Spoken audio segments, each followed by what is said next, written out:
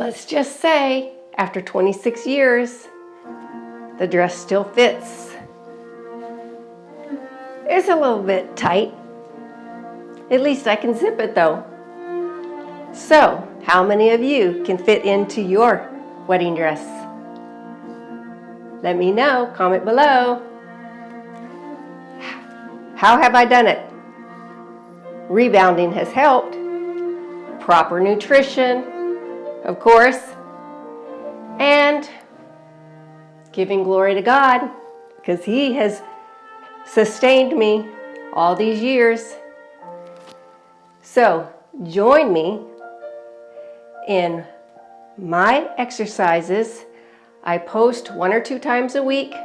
If you would like to stay fit, learn a little bit more about rebounding and proper nutrition, come with me on this journey.